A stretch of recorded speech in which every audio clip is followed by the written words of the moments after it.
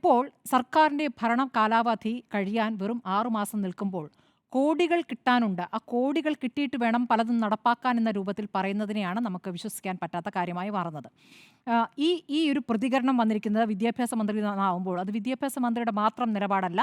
അത് ഇവിടെ സർക്കാർ എടുക്കുന്ന നിലപാട്, ആത്യന്തികമായി മുഖ്യമന്ത്രി എടുക്കുന്ന നിലപാട് എന്ന രൂപത്തിൽ വേണം കാണാൻ. അപ്പോൾ ഈ നിസ്സഹായത സംശയകരമാണ് എന്നുള്ളതിന് തെളിവുകൾ ലഭിക്കുകയാണ്. ഇപ്പോൾ ആവർത്തിച്ച് ഇപ്പോൾ ഞാൻ പറയാം. ഇന്ന് തോമസ് ഐസക്കിൻ്റെ പോസ്റ്റ് ഉണ്ടല്ലോ. തോമസ് ഐസക്ക് വളരെ വിശദമായി തന്നെ പറയുന്നു. PM ശ്രീയിൽ ഒപ്പിട്ട് കഴിഞ്ഞാൽ ഈ പദ്ധതി വിദ്യാഭ്യാസ നയം നടപ്പാക്കേണ്ടി വരില്ല എന്ന് അദ്ദേഹം പറയുന്നുണ്ട്.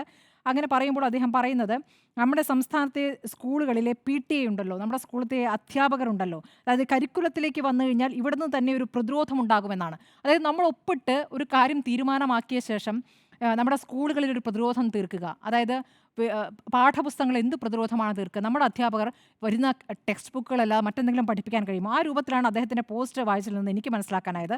അത് ഒരു തരത്തിലും നടപ്പാക്കാൻ കഴിയുന്ന കാര്യമല്ല. ഇനി PTA യും അധ്യാപകരുമൊക്കെ പൂർണ്ണമായും സംസ്ഥാനത്തിൻ്റെ ഒരു നിലപാട്, അതായത് സെക്യുലറായ നിലപാട് അനുസരിച്ചാണ് എല്ലാവരും പ്രവർത്തിക്കുക എന്നും പറയാൻ പറ്റില്ല. നമ്മൾ ഏറ്റവും ഒടുവിലത്തെ ഉദാഹരണമായ ഒരു PTA പ്രസിഡന്റിന്റെ കുത്തിത്തിരിപ്പ് നമ്മൾ കണ്ടതാണല്ലോ.